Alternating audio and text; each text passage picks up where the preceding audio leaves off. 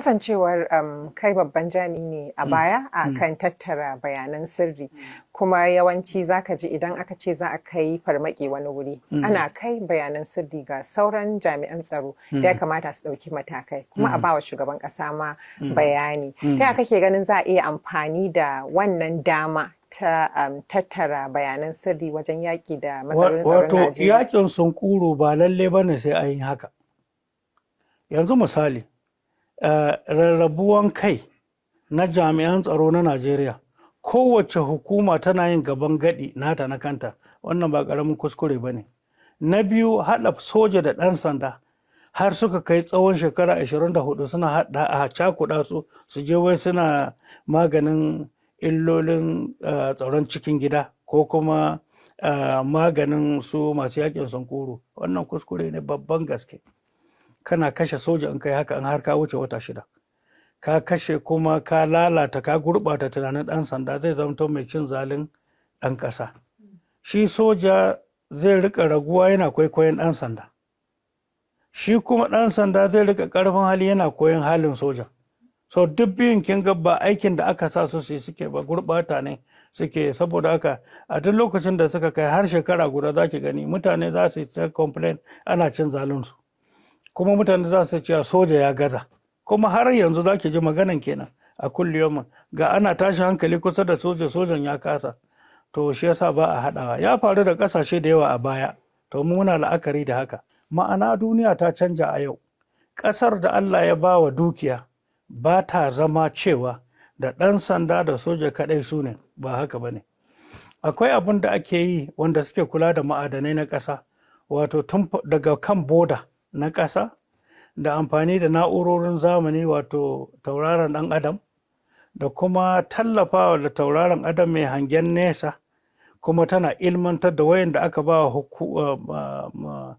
nauyin tsaro na kowane ɓangare na ƙasa. Haka kuma hanyoyin ruwa da dazuzzuka da duwatsu, yawancinsu ba hanyar mota suke bi ba, ruwa suke bi, daji suke bi, a daji suke zama ko cikin duwatsu. Nan kuma da soja da ɗan sanda kawai hanya suke bi su sa road block su zauna, har hali ya gurɓata cewa maimakon ma su yi maganin abubuwan da ke damun Najeriya na 'yan yakin sunkuru, matsawa ɗan ƙasa ake, kowa ya zo gifta sai a kuɗi yake bayarwa, har ya zama kowa ya riga ya sani. Wannan abin kunya ne ba na wasa ba. Shi yasa mu muna da tsari da kyau na canjawa. Saboda haka akwai waɗansu hukumomi na tsaro mu da za mu ƙirƙiro daban, wato su kashi 4 ne. Akwai kuma guda ɗaya da zai rabu kashi 2. Ɗaya musamman wanda ya shafi boda. Akwai yadda ake riƙe boda ta ƙasa a yau. Yanzu akwai in kika duba kilomita 826 daga ƙarshen Benin, Niger har zuwa wajen kan kwana wajen Cameroon, inda waɗannan yaran suka fi zama, kilomita 826 ne. To wannan tsayin in kika ce yanzu mutane za ki sa da haka, to an yi kuskure. Akwai abin da ake yi na hikimomi da yawa. Ba lalle ba ne sai kana nan, amma a yau kimiyya ta kai cewa inda baka nan ma akwai hikimar da za a yi kana nan. Ita Najeriya, abinda manyan Najeriya ba su yi la'akari da shi ba, ko kuma wanda suke gwamnati ba su yi la'akari da shi ba, shine dukiyar da ke Najeriya. Shi ya sa makiyan Najeriya suka sa mata ido cewa ba za a barta ta zauna lafiya ba. Rashin zaman lafiyanta da faɗa tsakani ko kuma da tashin hankalin mutane suna barin wuraren da ma'adanai suke ko kuma albarkatun ƙasa yake, to ta nan ne ake hikimar a ɗauka. Na taɓa misali da Kaduna, akwai wani abu ana kiran shi rhodium, akwai lithium. Wannan waɗansu duwatsu ne a kudancin Kaduna. Kowanne wata kwantenoni da yawa ake jira a ɗauka a yi yamma da su. Wannan abun an ɗauka kowanne yau yanzu a kasuwar duniya na jin dala da ko 400 da wani abu ake siyarwa kowane kilogram. To kuma akwai wanda suke sarrafa abubuwa na kimiyya a duniya, ba yadda za su sarrafa wannan abun sai da shi. Su suna da ilimin ƙirƙiro da tabbatar da tafiyar da wa'annan abubuwan na kimiyya, amma ba su da wa'annan ma'adanan, mu kuma Allah ya bawa. To mu maimakon su siya su tallafa wa Najeriya, sai su kawo ƙwaya su ba da ɗan kuɗi kaɗan a karkashe mutane, a yi yaudara a jarida a rubuta tun ma kafin a yi abin za a ce rana kaza kaza ku afka ƙauye kaza, ku afka rigage kaza. Wannan kuɗin ku da a ce muna bi tallafi ne sosai. Rashin aiki, bashin da ke damun Najeriya hanya ce ta shigan kuɗi mai nauyin gaske.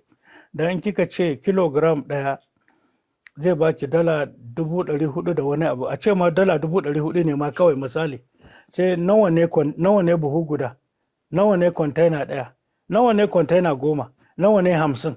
To akwai sauran ma'adanai kuma masu tsadan gaske. Na yi wata magana kwanakin baya na ce a University ta California akwai wani abu ana kiran shi Californium ana samo shi ne daga aka yi shi kai daga waɗansu abubuwa da Allah ya ɓoye shi a arewa maso gabar ta Najeriya. Da turanci ana kiran shi rare earth ko rare stones. Daga shi ne aka ɗauka aka yi Californium. Shi wannan abin shi ya fi komai tsada a duniya. Amma kuwa na Najeriya kuna da shi bila adadi. Gano wannan abin shi ne ya haifi Boko Haram.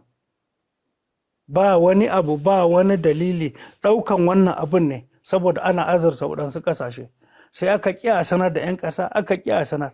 Wanda kuma suke kan gwamnati a wannan lokacin aka yaudare su, aka ɗauki kuɗi na Najeriya.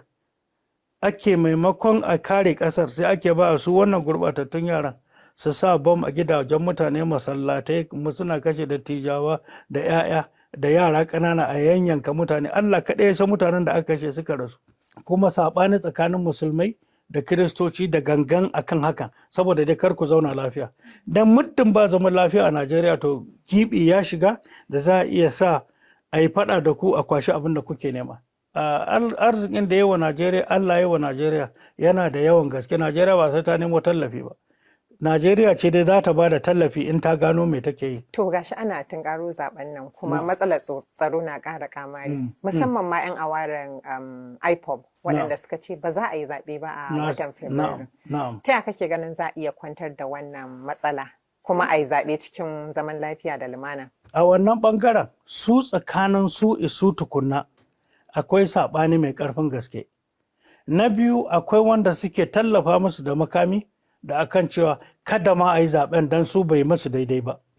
Wannan wata magana ce ita gwamnati ta sani.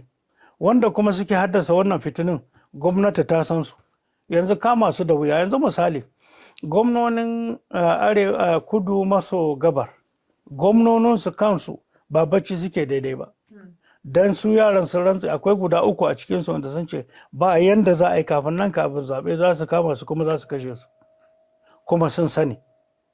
To kuma ga hukumomin zaɓe na ƙasa, amma da soja a wurin, da 'yan sanda a wurin suna kashe sojan suna kashe 'yan sanda kuma an rasa yadda za a yi da su. Kuma kullum ƙara ƙarfi suke yi. To suwa suke ba su makami, suwa suke ba su ƙarfin gwiwa su yi yadda suke son haka. Abu ne da ya taso ya daɗe, don su so suke su raba ƙasar. Amma ba dukkan ƙabilunsu ba ne ko manyansu suke so a raba ƙasar. Waɗansu 'yan tsirare ne da ake wanke kansu a kan su yi hakan. To saboda haka zama da manyansu da su zama da su. Kuma in har kuka bar abu ya zo ya gurɓata a tsaro fa sai kun rike sanda sai kun rike karot. Wanda yake son karot ba bincin salamu alaikum. Wanda bai son karot dole sai an sa sanda. Ƙasashe wanda suka rene mu ma sun yi haka. Yanzu kamar Ingila misali. Da su da magana Northern Ireland da ka isa ka yi tafiya akan titi ne. Ba kauna sai dai ka ji ana ɗauki ɗaiɗai ta taga ba mutane wanda ba su san hawa ba su san sauka ba. Amma yau an dawo ai. To saboda haka hanya ce ake binta. Masu sasantawa, masu ilmantawa ta gidan jaridu da rediyo, masu binkido da tarihi, masu dakile hanyar da ake shigowa da makami, masu dakile inda kuɗin da ke tafiya ana shigo da makami ana tabbatar musu da nuna an sani da tabbatar da doka ta tsaya. A Najeriya za ki gani duka wa'annan hanyoyin da na lissafa wanda su sun yi amfani da shi misali. A Najeriya duk wannan ya gurɓata. Ma'ana, wane ne zai kama su ya kai su gaban shari'a? Duk wanda aka kama baka isa ka kai shi kotu kamar kai shi gidan yari ba a kullum cikin kwanciyar hankali ba zai yi ba. Makamin da ke hannunsu yau babu jami'iyar tsaro guda ɗaya da za su ce ga adadin bindigar da ke hannun su wane kaza ko guri kaza.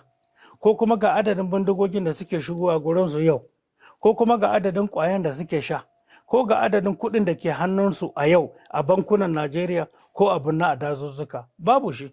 Saboda haka an yi sakaci lokacin da abin da ya kamata a dakile shi tun farko an bari ya girma, shine sakacin. To amma yaya za a yi? Su muhimmin su mutanen kudu, da turanci ana faɗin wani abu shine social justice, su haka ne ya dame su. Wannan kalma ɗayan in suka samu tabbacin wanda za su yarda da shi, to za ka iya jawo su ɗaya bayan ɗaya, amma shi ma zai ɗau lokaci sannan ku zo a sasanta.